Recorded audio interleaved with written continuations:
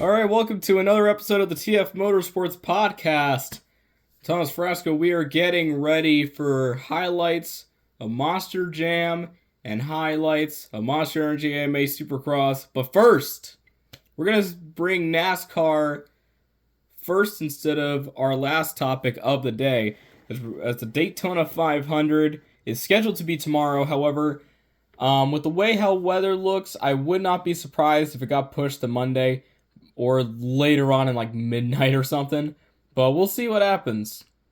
So Daytona 500 is coming up, and we already have a big difference going into this, being the front row of both Joey Logano being the pole sitter and Michael McDowell being on the outside pole.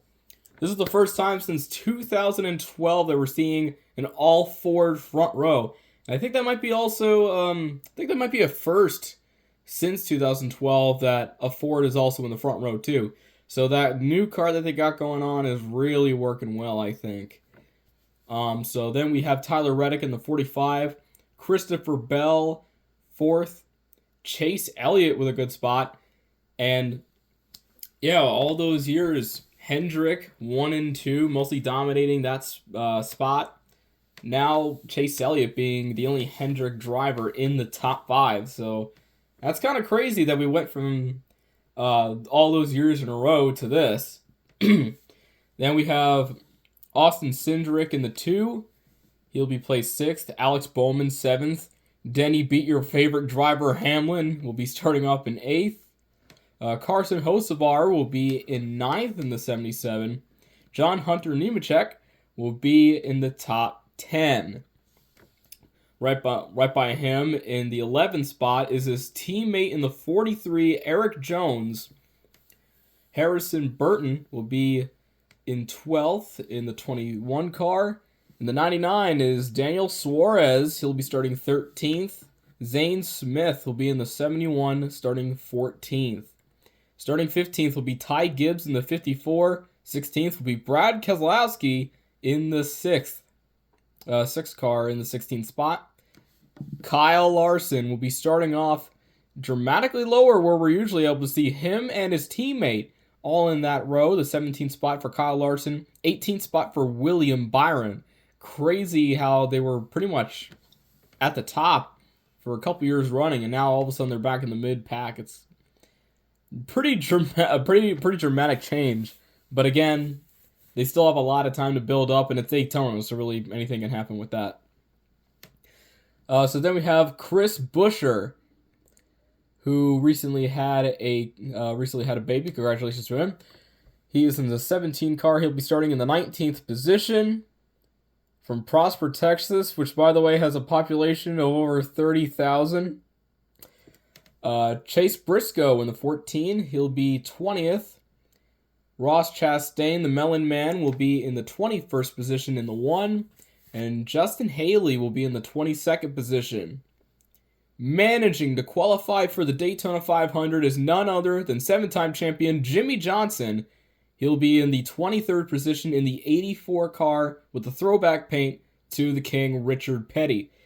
Bubba Wallace will be in the 24 spot in the 23rd car. Ryan Preece in the 41 returns to Daytona after that scary crash back in the summertime last year. He'll be starting in the 25th spot. Kaz Grilla will be in the 36th car in the 26th spot. Martin Truex Jr. will be in the 27th spot in the 19. AJ Allmendinger will be in the 16 car in the 28th spot. And Corey LaJoie in the 7th car will be in the 29th spot. Starting the 30th row, Josh Berry in the 4 car. He'll be in the 30th spot. In 31st is Todd Gilliland in the 38. Ryan Blaney all the way to 32nd spot in the 12. And right by him is a couple of heavy hitters starting off pretty low in the back. We got Austin Dillon in the 3 and the 33rd spot. And big fan favorite going into this is Kyle Busch in the 8 car in the 34th spot. Defending Daytona 500 champion Ricky Stenhouse Jr. in the 47 will start in the 35th spot. Riley Hurst will be in the 15 car in the 36th spot. Daniel Hemrick in the 31 car. He'll start in the 37 spot. Noah Gragson qualifies for the race. He'll be starting in the 38 spot in the 10 car. Anthony Alfredo in the 62 car. He is in the 39 spot. And rounding up the field of the Daytona 500 is David Reagan in the 60 car. He'll be in the 40th spot. Looks like two drivers, as I see by CBS, failed to qualify: BJ McLeod and JJ Yaley. 200 lap race, and so far as of right now, it's still scheduled for tomorrow, February 18th on Big Fox. Time 2:30 p.m. Eastern Time, which also is on the Fox streaming app. So that's currently set for tomorrow, but with the way how the weather looks, I would not be surprised if it gets pushed back to Monday or later on that night. So be sure to keep a close eye on NASCAR's social media as well as a couple of sports outlets for big information on the race. So here is my picks. So first we have picks to win the Daytona 500 by seeing what happened throughout qualifying. And then we have my fan favorite pick. After seeing some of the parts of the duels, I think Toyota is definitely going to be like wild going in to this race, especially with how the body is shaped and the aerodynamics of the car. Obviously, they had very slow qualifying times with how they were. But when it comes to the dual races, they were definitely starting to show their stuff. I think, honestly, with the way how this is going to be, my first pick will be a Toyota driver, which is after seeing what happened. I'm thinking, in my opinion, Christopher Bell in the 20 could pull off the Daytona 500 win. And then I got my fan favorite pick. I got two fan favorite picks. One being Kyle Larson. Obviously, he's my favorite driver. But then we got Kyle Busch.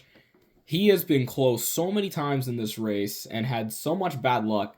He's been doing this for almost pretty much 20 years in the Daytona 500. I think this might be his 20th start, either 20th or 19th start. I'm not sure, but I think after last year, I think his team's going to be so motivated. I think he'll get that win. So that's what we got for NASCAR. So a little bit of hype for the Daytona 500. Now let's get into Monster Jam. So let's go ahead and let's get into our highlights going in to our the competitions that we got. So first we have the Monster Jam Stadium Tour East. That being Tampa, Florida. Colton Eichelberger's first official fill-in, now pretty much takeover of the Max D operation for this year. Started off with the Candy Apple Red Max D. I don't know if they're still going to be alternating paints going into next week. If they're still alternating paints, then that's a clear sign that Max D is going to be done after this year. But if they're not going to alternate paints no more, when Colton Eichelberger goes to his next event, being, I think, Minneapolis, then that's a sign that Max D will stay. So that's pretty much what the case is for the Max D name. But Colton Eichelberger is back full-time. Had a great save in the Saturday show. So let's go ahead and let's take a look at the official standings from the events. First, the Saturday show. Tristan England got the win in the JCB Digatron over Bryce Kenny and the Great Clips Mohawk Warrior. Skills was won by Tyler Menega in Gravedigger, with Todd LeDuc and Megalodon getting the second place spot. And Colton Eichelberger, in his first skills run back, he gets a third place spot.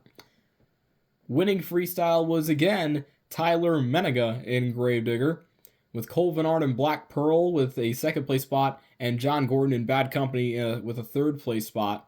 Tyler Menega would get the overall event championship, with Colton Eichelberger second with 28 points, and Bryce Kenny in the Great Clips Mohawk Warrior with a 26 spot. Then we go to the Sunday afternoon show.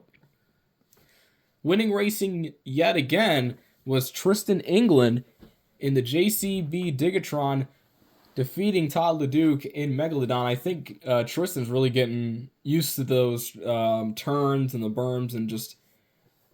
Yeah, I think he's got it down to a T.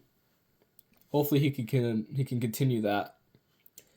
However, with how this with what happened, looks like Tyler Menega had some issues in skills. He got a last place finish, just above Bryce Kenny, where Bryce Kenny was not able to compete. Then, during that competition, Todd LeDuc would actually get the win over Tristan England and Cole Bernard.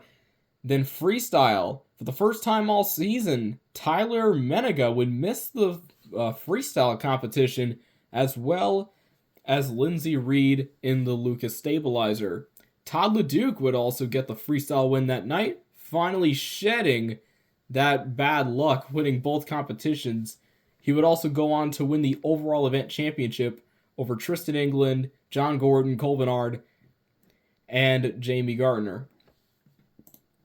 Going into the point standings, this slimmed down Tyler Menega's lead going into Minneapolis, and now it's starting to heat up. Tyler Menega, Tristan England, 6 points apart. This is going to get very interesting. Honestly, with the way how everything was looking before, it looked like Tyler Menega was just going to walk away with this, but now with the bad luck seeping through with that Sunday show, I think Tyler Menega might get a little worried with Tristan England behind him. But again, we also have Cole Eichelberger and Max D filling in for Tom and just trying to make his father proud. He's got a lot of big shoes to fill, but also just a lot of great talent with him. I think he can pull off a win this year. Todd LeDuc finally shedding off that bad luck, starting to build up some points. And everybody else just trying to hang tight. So Tyler Menega, Tristan England 6 points apart, with Tyler with 286 points, Tristan with 280. Then we have Colton Eichelberger and Max D with 238 points, taking off from Tom Meents. So we have now Todd LeDuc, Megalodon, 233 points. Running up the top 5 is John Gordon and Bad Company, 222 points. Bryce Kenny, 220 points. Then we have Cole Bernard and the Black Pearl, 184 points. Ryan Disharoon and Shaker, 162 points. Lindsey Reed and Lucas Stabilizer with 137 points. Rounding up the top 10 is Jamie Gardner and El Toro Loco. Then we have Matt Pagliarulo and Jester, 106 points. Nick Pagliarulo finally returning to Monster Jam. He got a pretty good showing, but however, the points that they have to make up is crazy. 211 points are behind from the leader, Tyler Menega, as they are last with him and Mike. Now, we shift gears to Houston for the West Tour. As that, there was only one show that happened. That would be the Saturday evening show. I believe there was another show that was supposed to happen, but I guess maybe that got canceled. But for the one show that they had, it looked to be mostly a Ryan Anderson show. So going into this, Ryan Anderson beat Adam Anderson in Gravedigger. Ryan Anderson would also take the skills win over Caleb Blood and Soldier Fortune and Camden Murphy in the Bakugan Dragonoid. Then El Toro Loco with Joe Foley would get another freestyle win over Ryan Anderson and Son of a Digger and Soldier Fortune's Caleb Blood. Caleb Blood finally shedding off the bad luck that she had. She's starting to come off strong, and now coming into the second month of competition, she's starting to build up some momentum, and hopefully she can get some more wins in. So Ryan Anderson got the overall event championship over Caleb Blood, Adam Anderson, Camden Murphy, and Barry Musauer. Then going into the points, Ryan Anderson has a 29-point lead in Son of a Digger with 320 points over Camden Murphy and Bakugan Dragonoid with 291 points. 1 point behind is Adam Anderson and Gravedigger with 290 points. Then several points down, we go to fourth with Barry Musauer and Zombie 238 points. Corey Rommel Megalodon, 235 points. That rounds up the top 5. In 6th is Colt Stevens and Thunder Roris, 218 points. Joe Foley, El Toro Loco, 181 points. Kayla Blood and Soldier Fortune really making up some ground. She is 8th with 177 points. David Alford was rocking the Rod Ryan show last weekend on the Velociraptor chassis. He is in 9th with 174 points. Chris Kohler dropped significantly. He is now 10th with 168 points. Jim Kohler's in 11th with 114. And Mike Christensen, 113, is the last driver on the list. Now we're going to the Arena Tours. Weston Anderson is on a tear. He has a 143-point lead over Fernando Martinez and El Toro Loco. Fernando, Brianna Mahan, and Brandon Telechka, and the returning Jamie Sullivan has gotten a little bit of success throughout this year. But Weston's got the majority of the wins going into this weekend of competition. He has 598 points. Fernando Martinez, El Toro Loco, 455. Brianna Mahan, Scooby-Doo, 416. Brandon Telechka, Just Get Her Done, 405. Jamie Sullivan, Monster Mutt Dalmatian, 356. Michaela Telechka, Megalodon, 263 points. Alex Barden, Stone Crusher, 259. And Frank Kremel and Zombie, 210 points. Moving on to Arena Series East, Kristen Anderson has a 17-point lead over Armando Castro and El Toro Loco. So this tour is a little bit more neck and neck. So Kristen Anderson, Gravedigger, 435 points. Armando Castro, El Toro Loco, 418 points. Cody Saucier and Dragon, 386 points. Zach Gardner still in 4th in Wildside, 342 points. Chad Tingler rounding up to top 5 in Overboard, 233 points. Mark Hall, Raminator, 225 points. Angelina Knock, Megalodon, 219 points. And Kurt Kramer, Ramunition, rounds up the list with 147 points. And the final tour we're covering for Monster Jam Arena Series West, it is Brandon Vincent's show. He has a 107-point lead over Tony Oaks. Absolutely mind-blowing. As looks to be like a little bit less dominant compared to Weston with Fernando, but still pretty crazy, especially with an arena tour with some very good talent. Brandon Vincent Gravedigger, 636 points. Tony Oaks Thunder Roars, 529 points. We also have Dalton Winder and Jurassic Attack, 510 points. MJ El Toro Loco, 412 points. Ashley Sanford, Megalodon, 401 points. We also have James Calhoun Earthshaker, 295 points. Berto and Monster Mutt Rottweiler, 272 points. And David Winfield in Velociraptor, 263 points. I think by the looks of how it is with the Arena Series, with the Arena Series and like the whole entire series as a whole, Brandon Vincent has the most points out of every driver right now. 636 points. Absolute domination by him. And then Weston Anderson, obviously, in Arena Central, just completely going crazy. Once again, 4 out of the 5 trucks that are in that top spot are Gravedigger, with the exception of Ryan Anderson in Son of a Digger, and Adam Anderson on that tour is 3rd. But again, anything can happen when we get to this weekend's competition. Then we go to Monster Energy Supercross at Glendale, Arizona. Really great showing. One of the best tracks of the season so far. Ken Roxon getting the win in the 94. Jason Anderson got 2nd in the race. Jet Lawrence got it in 3rd. rounding up the podium. Eli Tomac in 4th, and Hunter Lawrence rounding up the top 5. As that was the top 5 for that race. We're rounding up the top 10 now with 6th. Dylan Fernandez, 7. Cooper Webb. 8 is Malcolm Stewart. 9th is Chase Saxton. And 10th is Aaron Plessinger. Now we go on to the points for the top 10. We have Jet Lawrence still leading by 6 points over Chase Saxton. 3rd, rounding up the podium, is Aaron Plessinger. 4th is Cooper Webb. 5th is Jason Anderson. Ken Roxon going to 6th. 7th, Eli Tomac.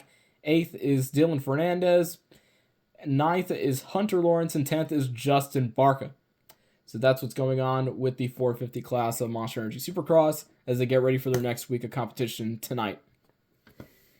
And that is it for the TF Motorsports podcast. I answered the one question about Monster Jam's latest kid thing that they're doing on a extra that was posted just a couple of days ago. If you want to take a look at that, be sure to go check that out.